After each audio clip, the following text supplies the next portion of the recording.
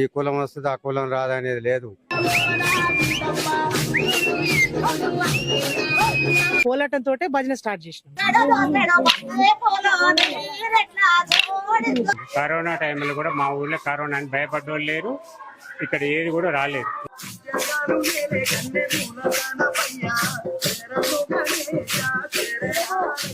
అదో పల్లెటూరు, 150 గడపలు, 450 ఓట్లు, 650 మంది జనాభా. ఆ గ్రామంలో కార్మికులున్నారు, కర్షకులు ఉన్నారు, కూలీలున్నారు, యజమానులు ఉన్నారు. అంతేకాదు ప్రతి ఇంట్లో ఓ కళాకారుడో లేదా కళాకారునో కూడా ఉన్నారు. రాత్రి అయిందంటే చాలు ఊరంతా గుడి వద్దకు చేరుతారు. ఫోన్లన్నీ ఇంట్లో గూట్లో పెట్టొస్తారు. భక్తి శ్రద్ధలతో భజనలు చేస్తారు, కీర్తనలు పాడుతారు, కోలాటమాడతారు. అందరూ ఒక్కటై ఆడుతారు, పాడుతారు. ఈ నమ్మశక్యంగాని ఊరెక్కడుందో తెలుసుకోవాలంటే ఈ స్టోరీ చూడాల్సిందే.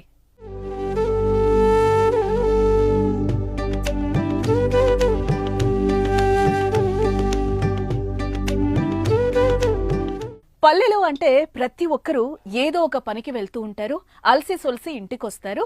మగవాళ్లైతే అలవాటు ఉన్నవాళ్లు మద్యం సేవించి ఆదమర్చి నిద్రిస్తారు.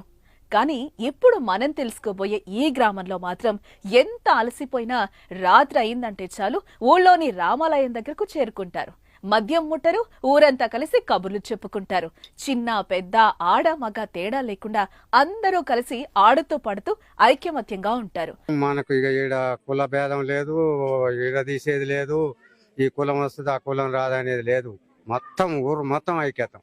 వీరి ఐక్యమత్యం ఎంత అంటే గ్రామంలో ఏ ఒక్కరూ వేరే వారితో గొడవపడరు. పండుగలన్నీ కలిసే జరుపుకుంటారు. గ్రామంలో 3 ఏళ్ల కిందట కొత్తగా రామాలయాన్ని గ్రామస్తులే నిర్మించుకున్నారు. మా ఊర్లో మేము చిన్న మోతాదు ఉన్నప్పుడు చిన్న గుడి ఉండే రామాలయం. మనం పెద్ద గుడి కట్టుకోవాలని ఊరూర తిరిగి ఎడ్ల బండ్లతో పోయినాం. అయితే ఇప్పుడున్న రామాలయం గుడి మోతాదు గుడి అది కట్టుకుంటానికి అప్పటి నుంచి భజన నేర్చుకున్నాం మేము. ఆ గ్రామం వాళ్ళు కాకుండా వేరే దాతలు ఎంత డబ్బిస్తామన్నా కూడా వద్దని చెప్పారు. ఇంటికింత చొప్పున అందరూ తలో చెయ్యి వేసి గుడిని నిర్మించుకున్నారు. ఆ గుడికి కూడా ఒకరు ధ్వజస్తంభం, ఒకరు గోడ నిర్మాణం, అలా ఇండివిజువల్ గా కాకుండా చందా డబ్బులన్నీ ఒకచోట చేర్చి గంపగుత్తుగా గుడి కట్టారు. ఆలయంలో ఊరి వారందరూ దాతలే అని బోర్డు పెట్టారు. అంతలా కలిసిమెలిసి ఉండే ఆ ఊరి వారిని కరోనా దరిచేరలేదు. ఎవ్వరు నమ్మినా నమ్మకపోయినా ఇది నిజం. ఆ ఊర్లో ఒక్కరంటే ఒక్కరికి కూడా కరోనా సోకలేదు.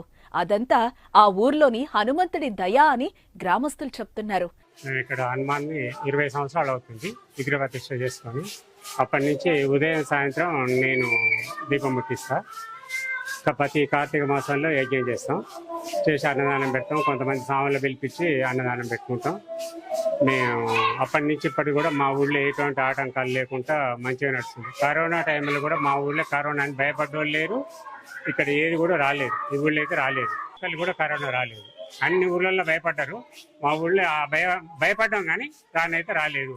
మేము లాస్ట్కి అనుకున్నాం మనకి ఇది తప్ప హనుమాన్ తప్ప మనకు రక్షించినోడు ఎవరు లేరు.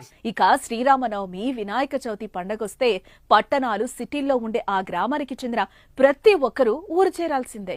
9 రోజులు పూజ చేయాల్సిందే. ఊరంతా ఒక్కటే విగ్రహం పెడతారు.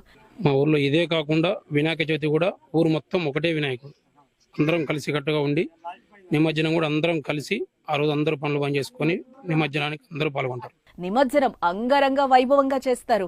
అంతేకాదు రాత్రిపూట భజన, కోలాటం చేసేందుకు వచ్చేవారికి రోజుకు ఒకరు చొప్పున అందరికీ పలహారం తెస్తారు. కులమత భేదాలనేవి ఆ గ్రామంలో ఉండవు.